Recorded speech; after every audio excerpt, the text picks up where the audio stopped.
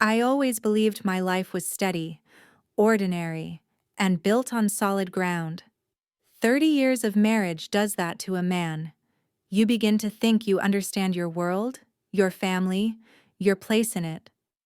I ran a modest business, the same service station I'd bought when I was young and hungry and trying to make something of myself.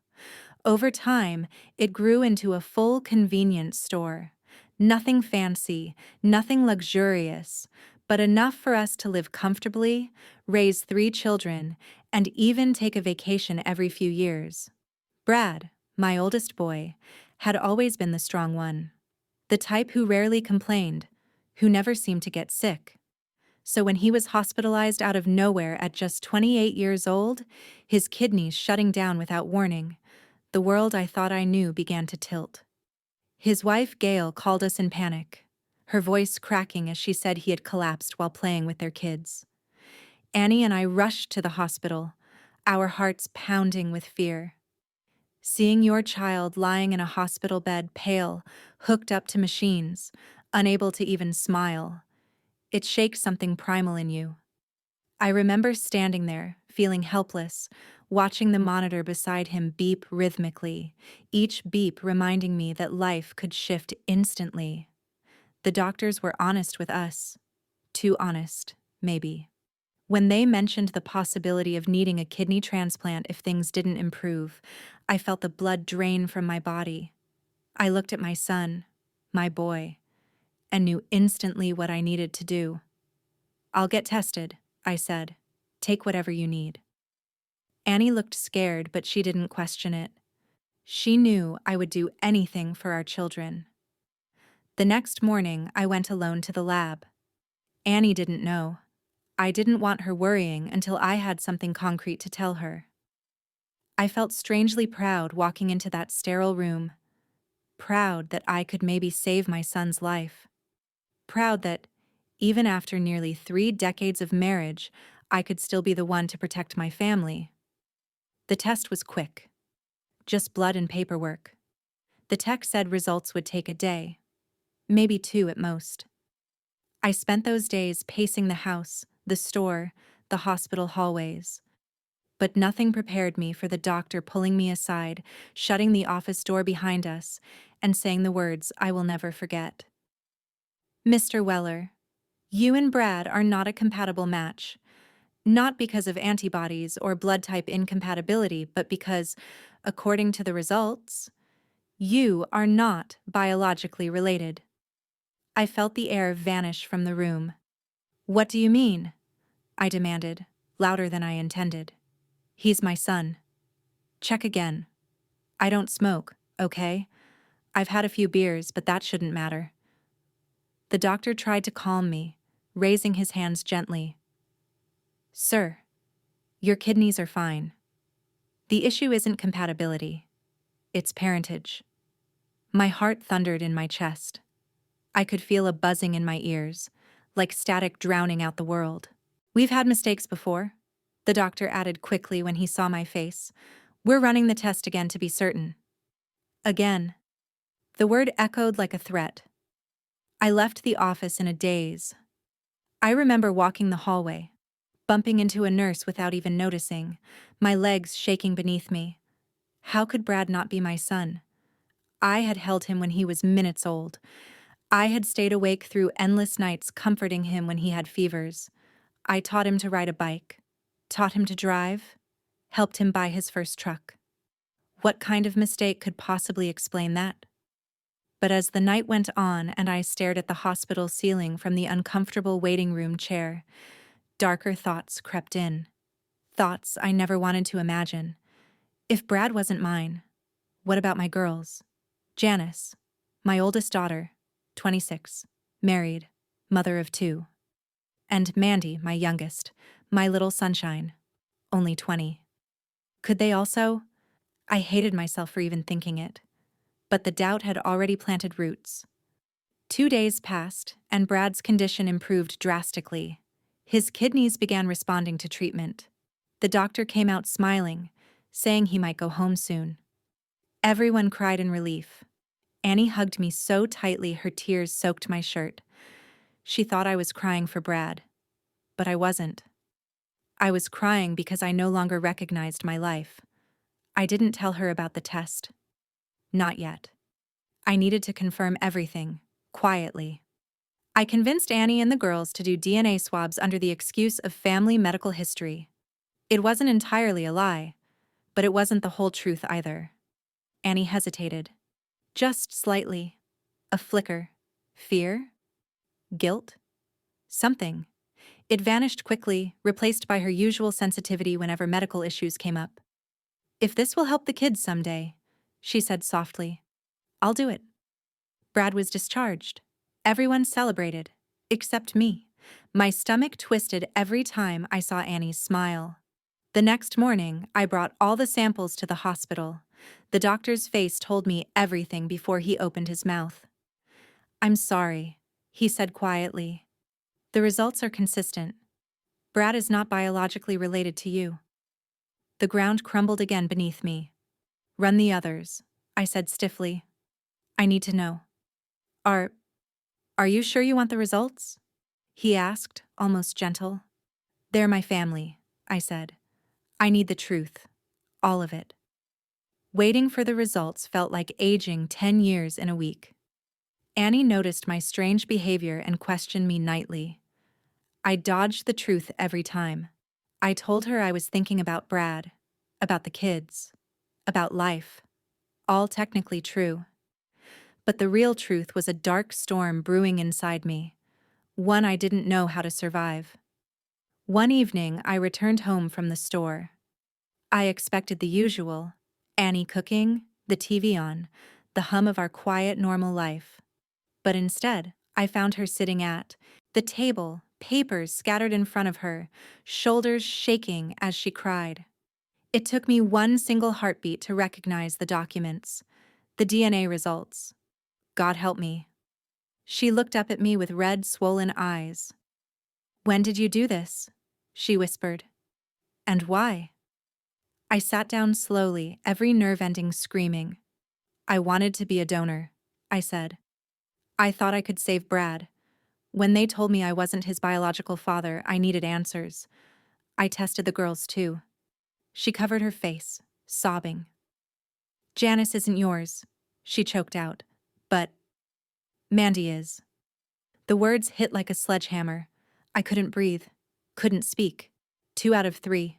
2 children I raised, loved, supported, taught, protected. Children who were mine in every way that mattered except blood. And now Annie's tears weren't just guilt. They were the collapse of 30 years of marriage. "What happens now, Dan?"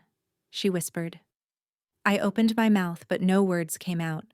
For the first time in my life, I didn't know the answer. All I knew was that nothing, absolutely nothing, would ever be the same again. Annie didn't stop crying for a long time. She sat at the dining table clutching the DNA papers in her fists, knuckles white, as if squeezing hard enough would somehow change the words printed on them. I stood near the doorway, feeling more like an intruder in my own home than a husband. My heart pounded, my mind scattered, and every second stretched out painfully. Finally, when her sobs quieted into trembling breaths, she looked up at me with swollen eyes. "Why didn't you just come to me, Dan? Why didn't you ask?" I swallowed the bitterness rising in my throat. "And what would you have said, Annie? Would you have told me the truth? Would you have said Brad isn't mine? Janice isn't mine?" Her bottom lip trembled. I don't know. That's exactly why I didn't ask." There was a silence that felt like suffocating. I sat down slowly, the chair scraping the floor in an ugly sound that didn't match the emotional weight of the moment. I reached for the papers she had been clutching. My hands felt heavy, like they didn't belong to me, when I held the documents confirming the betrayals that stretched back nearly 3 decades. Janice, 26 years old, grown, married, a mother of 2, wasn't my biological daughter. Brad, 28, married with children, the boy I'd raised from diapers. Also not mine. But Mandy was. Mandy, my youngest, the one who always said she had my eyes. I used to smile at that, thinking she was exaggerating. Now it felt like a lifeline thrown to a drowning man. I took a deep breath, trying to control my voice. You should explain this, Annie. She covered her face with her hands again. I never meant for any of this to happen. That's not an explanation. It was so long ago, Dan. She whispered, her voice breaking. So long ago, I didn't know it would matter now. My temper sparked. It mattered the moment you let me raise 2 children that weren't mine without telling me. It mattered every year, every holiday, every birthday, every time I hugged them and felt proud to call them mine. She shook her head desperately. Please don't say that. They are yours. No, I snapped. They're Harvey's. At the mention of the name, she froze. Her eyes widened, then fell shut as if bracing for impact. The silence between us became sharp enough to cut. Harvey, I repeated, slower this time, our best friend. My best friend. Annie's shoulders slumped. I never wanted to hurt you, Dan. I leaned forward. But you did. And now? I want to know everything. Her voice shook so badly I could barely understand the first few words. It started after Harvey married Mary. I blinked. Back up.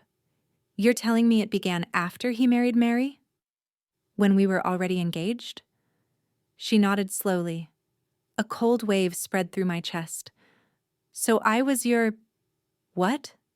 Backup plan? No. Dan, please, it wasn't like that. Then explain it to me. Because I'm having trouble understanding how my wife married me while sleeping with someone else. Her tears came back harder. I was young. Harvey chose Mary. I was heartbroken. I felt invisible. And then, you were there. You were kind. You wanted a future. You offered stability.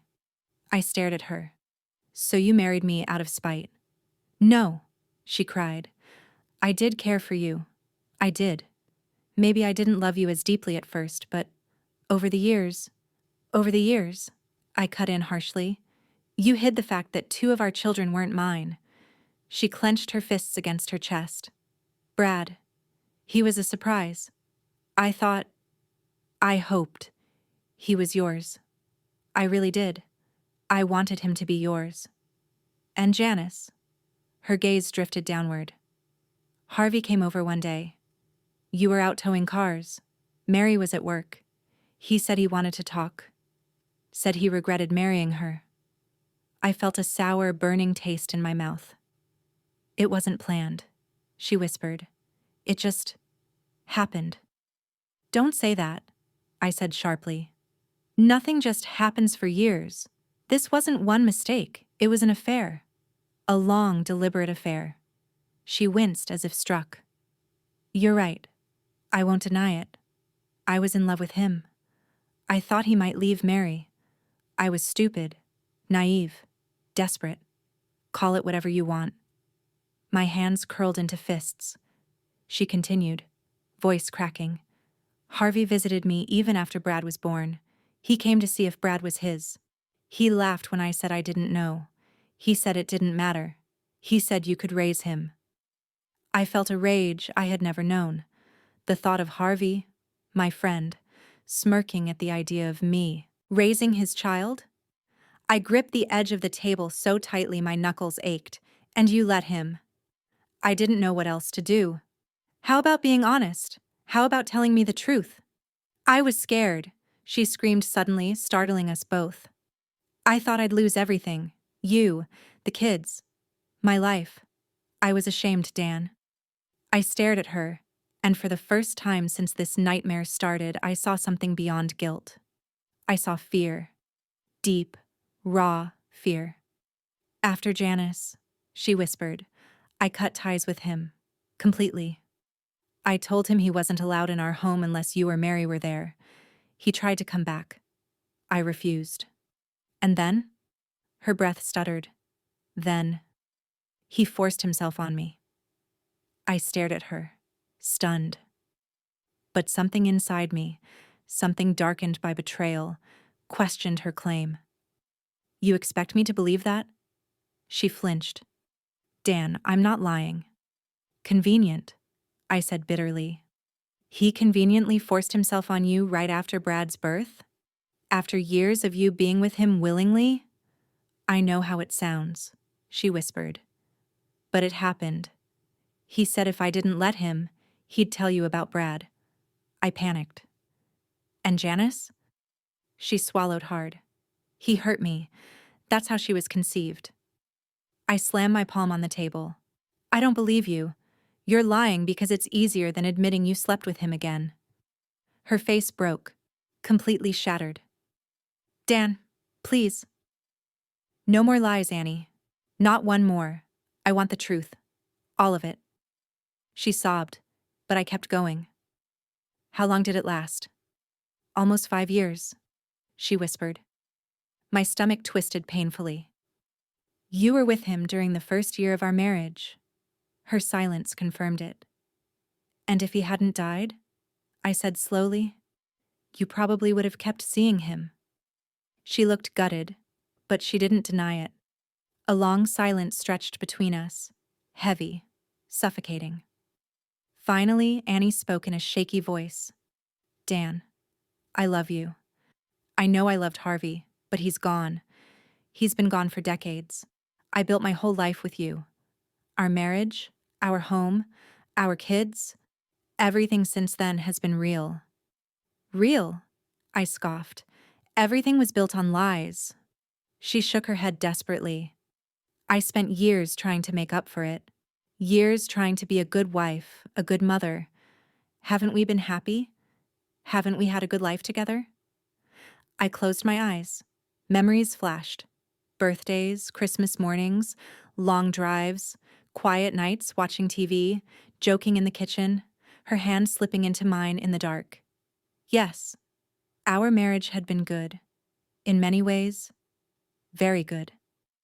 But now every memory felt contaminated. How can I look at you? I said quietly, and not see him? Annie broke into fresh sobs. I'm going to see a lawyer, I said finally. I can't stay married to someone I don't know. She reached across the table, grabbing my hand. Dan, please, don't do this. Don't throw us away. You threw us away, I said coldly. 30 years ago. Silence. Dead, suffocating silence.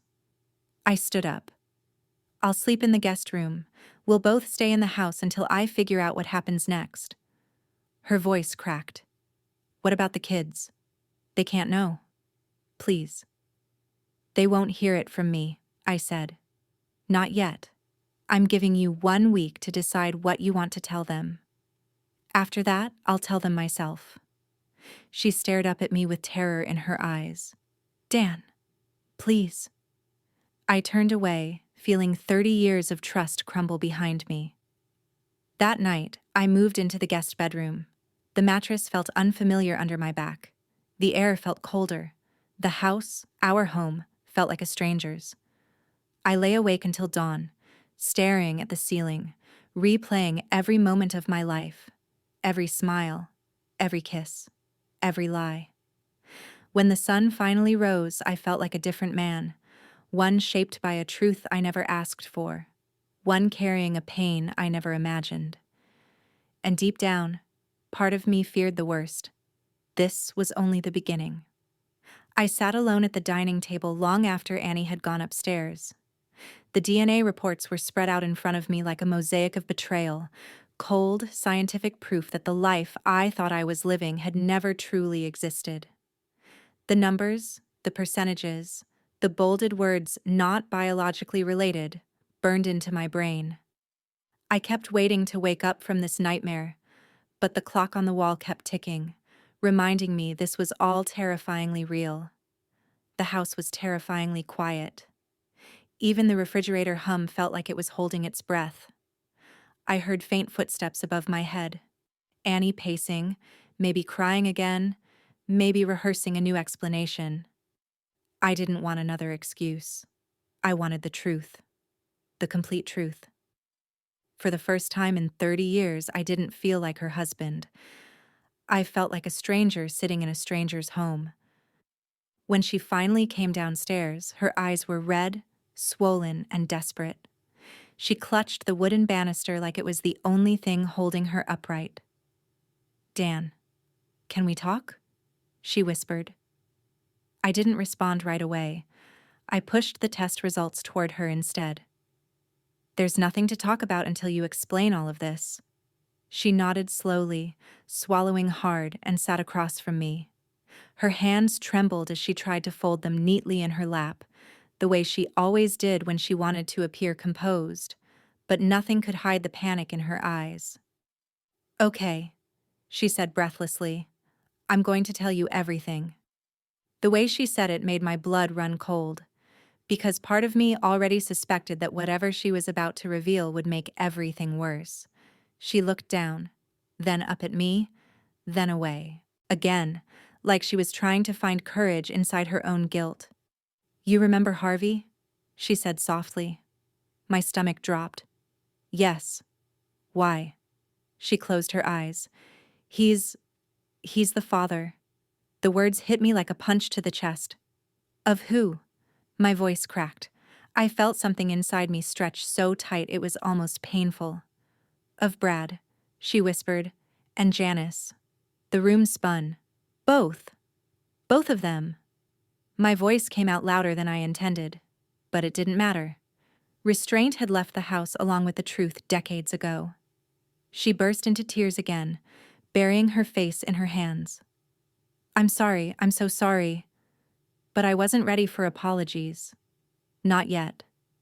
Not until she answered the questions that were eating through my sanity like acid. "How long?" I demanded. She didn't respond. "How long?" I said again, slower, clearer, sharper. "Years," she whispered. The word echoed through the room like a gunshot. Years. Not a mistake. Not a one-time lapse in judgment. Not a drunken moment or a marriage rough patch. Years. "You told me you loved me," I said, my throat tightening. "Was that a lie too?" She wiped her face with shaking hands. "I did love you. I do love you. But I never got over Harvey. Not completely. When we got married, I was angry with him. I wanted to hurt him, and you were a pawn," I finished. "I was a pawn in someone else's drama." "No," she sobbed. "Dan, I married you because you were safe. You were stable. Kind. You were everything Harvey wasn't. But not enough to keep you faithful." She flinched like I'd slapped her. I leaned back, feeling the weight of years press down on my ribs. Dozens of memories began twisting in my mind. Holidays, birthdays, the births of our children, the nights we stayed up late drinking wine and talking about our future. All of it tainted. All of it stained. "You lied to me for 30 years, I said. "You let me believe they were mine." "I was young," she whispered. "I didn't know what to do. By the time I wanted to tell the truth, it was too late. You'd already fallen in love with them. I didn't want to destroy our family." "You destroyed it the moment you slept with him," I said. "Everything after that was just the cover-up." She sobbed harder, but I didn't move to comfort her. I couldn't. My body felt numb, my hands ice cold on the table. Then she said something I will never forget. "Harvey forced himself on me once. That's how Janice was conceived." I stared at her. "What do you mean?" She avoided my eyes. "It was after Brad, after things ended between us. He came over when you were out of town, and he wouldn't take no for an answer." My jaw clenched. "And you're telling me this now? Now, when everything else you say is a lie?" "That's why I didn't tell you," she said. "I knew you wouldn't believe me." I didn't respond. I just stared at her, feeling something bleak settle inside my chest. I didn't know what was true anymore. I didn't know if she told that story to make herself look better, or if it was real, or if it was somewhere in between. But I did know one thing. Nothing she said would undo what she'd done. She reached across the table, trying to touch my hand. I pulled away. I need time, I said. How much time? She asked, panic flashing across her face. I stood up slowly. I'm going to sleep in the guest room, and tomorrow, I'm calling a lawyer. She gasped like the word itself stabbed her. Divorce? Dan, no, please, we can fix this. No, I said firmly. We can't. Dan, we've built a life together. Based on lies. But I love you. Not enough. She covered her mouth with her hands as if trying to hold the sobs inside, but I couldn't stay and watch. I walked out of the dining room, past the photos of our wedding, the framed family portraits, the hallway where our children took their first steps. None of it looked the same anymore. None of it felt real. In the guest room, I shut the door and sat on the edge of the bed. The silence was a living thing, heavy and suffocating. My hands shook as I ran them over my face. 30 years. 30 years of loving a woman who wasn't mine. 30 years raising children who weren't mine. 30 years believing in a marriage that wasn't real. I didn't cry. I couldn't. The betrayal went too deep for tears. Somewhere down the hall, Annie collapsed on the floor, her sobs echoing through the house like a wounded animal. But I didn't go to her. Not this time. Not ever again. That night I stared at the ceiling, wide awake, forcing myself to accept the truth. My marriage had ended long before I walked into that guest room. I was just the last one to know. The morning after our final conversation felt like a different world. The air was heavy, as if the house itself knew what had happened between us. I hadn't slept at all. The guest room ceiling had watched me all night as I replayed every moment of my marriage in my head. Every smile, every holiday, every whispered "I love you," every promise we made on our wedding day. All of it cracked and fractured now, lying at my feet like shards of a broken mirror. When the sun began to rise, the early light crept into the room and spilled across the carpet, gentle and warm, completely at odds with the storm inside my chest. I finally stood and opened the door. The hallway smelled like the lavender air freshener Annie always used. The scent twisted my stomach. I heard soft noises from the kitchen, drawers opening, footsteps pacing, the kettle turning on. For a moment, I wondered if I should talk to her, if I should say something, anything. But when I reached the end of the hallway and saw her silhouette, shoulders shaking as she leaned over the counter, I froze. She looked small, fragile, a woman crushed under the weight of her own choices. She didn't hear me. She was sobbing quietly into her hands, her wedding ring catching the morning light. The same ring I had placed on her finger decades ago, believing it meant forever. I turned away and went back to the guest room. I couldn't face her. Not yet. By noon, she had stopped knocking on the door. At around 2, I heard the front door open and close. Her footsteps crunched on the gravel as she got into the car. I looked through the blinds just in time to see her pull out of the driveway. Her shoulders were slumped over the steering wheel. She didn't look like she was going anywhere specific, more like she just needed to escape the house full of ghosts. I sat on the couch in the living room, the DNA results still on the table. I stared at them until the words blurred. Hours passed. The house felt too quiet, too empty. Then, at 6:47 p.m., my phone rang. I didn't recognize the number. I answered anyway. "Mr. Weller?" a deep voice asked. "This is Sheriff Colton from Washburn County." My heart clenched. "Yes?" "There's been an accident," he said. Time slowed. My breath got stuck in my chest. "It's your wife, sir," he continued. "Annie Weller." Everything inside me went cold. What kind of accident?" The sheriff sighed, the kind of sigh that comes from delivering too many tragedies. "She was driving south on Highway 14 near the Overlook. Witnesses say she was going the speed limit. There's no sign of alcohol, no skid marks. The car went through the guardrail." My vision blurred. I gripped the edge of the table so hard my knuckles turned white. Is she... I couldn't finish the sentence. Silence stretched on the line. I'm so sorry, the sheriff finally said. She didn't survive the impact. The world fell away. The floor, the furniture, the ceiling, everything vanished behind a ringing in my ears. I didn't cry. I didn't speak. I just held the phone to my ear as if the sheriff might change his mind and tell me they'd made a mistake. But he didn't. He gave me directions. He told me where to go. He told me I should bring someone with me, but I couldn't. I didn't have anyone to call. Not then, not in that moment. I drove to the station alone. The road signs blurred past me. The radio stayed off. Every breath felt like glass in my lungs. When I arrived, the sheriff met me at the door. He was a tall man with tired eyes, the kind of man who had seen more death than life. He shook my hand, offered condolences I barely heard, then guided me to a small room with beige walls and a metal table. She's at the coroner's facility, he said gently. But before you see her, I need to ask you a few questions. My stomach twisted. Questions? He nodded. Standard procedure in cases like this. Cases like what? Well, he hesitated. Given the nature of the crash, we need to rule out certain possibilities. My hands went cold.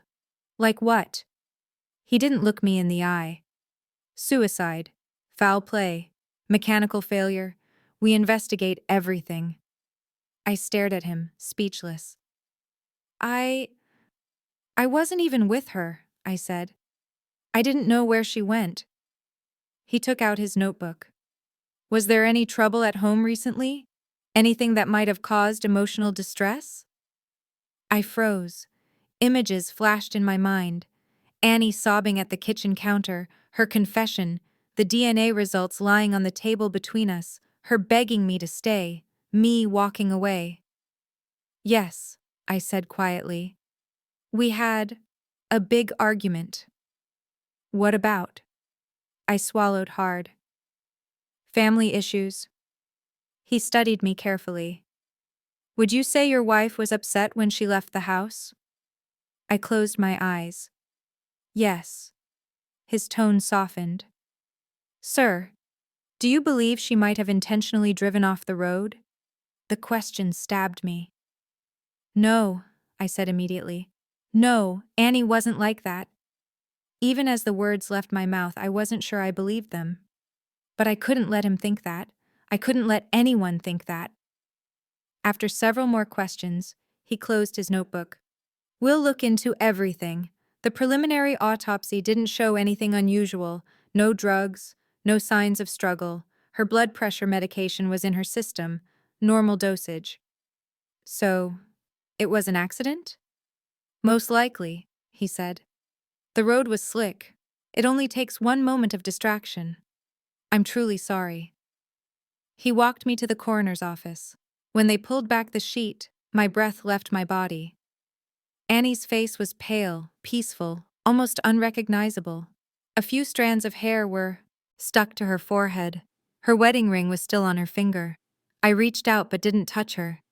I didn't know if I had the right anymore. I'm sorry, I whispered, even though she couldn't hear me. I'm so sorry this is how it ended. Tears finally came. Hot, heavy, unstoppable. 30 years of love, betrayal, confusion, and heartbreak crashed over me all at once. I cried for the woman I loved. I cried for the marriage I lost. I cried for the truth I would never get. I cried because she died thinking I hated her. Because I never got to say goodbye properly. Because no matter what she didn't deserve this. That night I went home to a silent house. Her coat still hung by the door. Her mug still sat in the sink. Her perfume still lingered in the hallway. And on the dining table, where everything had fallen apart, the DNA tests were still lying there. The papers that destroyed her, the truth that killed her, the secret that would now die with her. I sat down, picked up the pages, and stared at them one last time before folding them and putting them in a drawer. Nobody else would ever know. Not Brad, not Janice, not Mandy.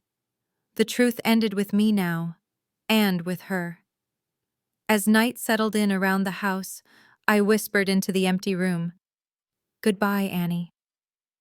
And for the first time since the results came back, I felt utterly, completely alone. The days after Annie's death passed in a blur. Time became shapeless, not measured by hours or minutes, but by the heaviness in my chest, by the way the house creaked differently without her presence, by the moments I caught myself expecting to hear her footsteps before remembering she would never walk through the hallway again. Grief is cruel like that. It doesn't follow a pattern. It hits in waves, unpredictable and relentless. One moment you're numb, staring blankly at the ceiling. The next, you're doubled over in the kitchen because a coffee mug looks too much like one she used every morning. The quiet moments were the worst, because silence had a way of amplifying everything I tried to bury. But underneath all that grief, there was another feeling simmering, a darker, heavier one. Guilt. Not because of what she did to me, but because of how it ended. Because our last real conversation had been filled with anger, accusations, and pain. Because she died believing I hated her. Because I wasn't sure if she meant to drive off that road, and now I would never know. I spent hours sitting in her closet, breathing in the scent she left behind, a mix of lavender shampoo and citrus perfume. It was fading already. Everything was fading too fast. On the third day, the kids came over. Brad arrived first, his face pale and swollen from crying. He wrapped his arms around me, burying his head in my shoulder like he did when he was a little boy. I held him tight, my throat burning. For 30 years, I believed this child came from me. Even now, knowing the truth, the love didn't disappear. Biology couldn't erase decades of being his father. Janice showed up next, trembling, barely able to stand. She didn't say a word. She just collapsed into my arms, sobbing. She was always the sensitive one, the one who needed reassurance. I stroked her hair gently, feeling that same protective instinct rise in me. Then Mandy arrived, the only biological child I had, though she didn't know that. She hugged me with a strength I didn't expect. Her voice cracked. "Dad, I'm so sorry." I kissed the top of her head, swallowing down the truth that would have shattered everything. We sat together in the living room, the four of us, surrounded by floral arrangements and condolence cards. The air felt dense, as if grief itself had taken up residence in the room. "Dad?" Brad finally said. "What happened? Why was she driving out there?" I forced myself to meet his eyes. "She was upset," I said carefully. "We had an argument the night before. She needed some air." "What did you argue about?" Janice asked through tears. For a split second, I imagined telling them everything. The DNA tests, the lies, the years of betrayal. I imagined their faces breaking apart under the weight of the truth. I imagined the permanent cracks it would carve into their lives. And then I imagined Annie, crying in the kitchen, begging me not to destroy the family. So I lied. "Just stress," I said softly. "Family stuff. Nothing serious."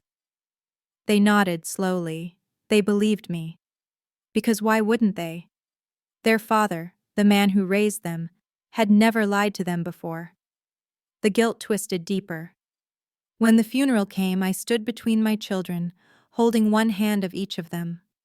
The church was full, neighbors, co-workers, friends we hadn't spoken to in years. People whispered warm memories about Annie. They talked about her kindness, her laugh, her generosity. They painted a picture of a woman who was loving, devoted, good, and she was all of those things, just not always to me. But I didn't let bitterness touch the memory. At least not that day. As the pastor spoke, I looked at her closed casket and felt something I hadn't expected. Relief. Not relief that she was gone, but relief that the secrets died with her. Relief that the truth no longer had to tear our family apart. Relief that I didn't have to decide whether to forgive her or leave her. Relief that the battle was over, even if the scars were permanent. That feeling brought a fresh wave of guilt. She deserved better. She deserved time to make things right. She deserved a chance at redemption. But fate stole that from her. And from us. After the burial, when the crowd thinned and the sun drifted lower, I stayed behind. I stood in front of her grave long. After the others had left, the grass damp beneath my shoes, the wind cold on my face. I loved you, I whispered. Even when you hurt me, I loved you. I just didn't know how to love you after knowing the truth. A tear slid down my cheek. I don't know how to forgive you. I don't know if I ever can. But I hope wherever you are, you're free from whatever pain you carried. I placed my hand on the cool headstone. And I hope, someday, I can be free too. In the weeks that followed, I kept myself busy. Pain likes stillness. It grows in it. So I kept moving.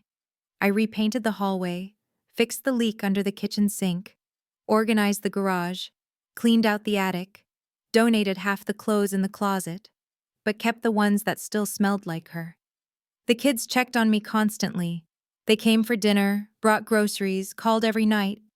They were grieving too, and I couldn't add to their pain by revealing the truth. One night, Mandy asked, "Dad, are you really okay?" No, not even close, but I nodded anyway. I will be. Months passed. Life grew quieter.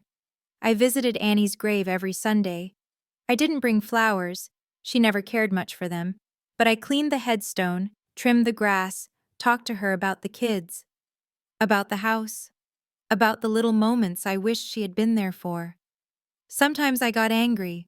Sometimes I forgave her. Sometimes I missed her so much it felt like a knife twisting in my chest. One evening, Brad said something that nearly broke me. "You know, Dad, you and Mom were the perfect couple. I hope I can have a marriage like yours someday." I smiled and hugged him. Then I went to my room and cried for an hour. Because he would never know, because I had chosen to protect them from memories that would poison their future. Because I had decided that their love for their mother mattered more than my need for justice.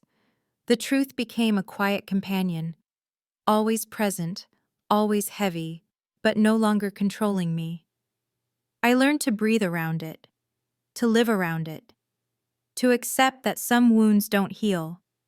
They simply become part of who you are. I was no longer the man I had been before the DNA tests. But I wasn't broken beyond repair either. I was somewhere in between, rebuilding myself brick by brick. 1 year later, on the anniversary of Annie's death, I returned to the overlook where her car went off the road. The guardrail had been replaced, shiny, new, unscarred. The world had moved on, even if I hadn't. I stood at the edge, looking down at the rocks below, imagining the last moments of her life. Was she thinking of me? Of the kids? Of her mistakes? Or did she just lose control? I would never know. But for the first time, I whispered something I had avoided for months. "I forgive you." Not fully, not completely, but enough to move forward, enough to breathe again, enough to stop letting the past haunt every corner of my mind. I walked back to my car and sat there for a long time, hands on the steering wheel, heart steady. Life wasn't perfect, but it was mine again. As I watched the sun set over the horizon, a strange peace washed over me. I had survived the truth. I had survived the loss. And I had survived myself. The secrets were buried, the pain was fading, and Annie's ghost, the guilt, the betrayal, the love, the unanswered questions, finally felt ready to rest. And maybe, just maybe, so was I.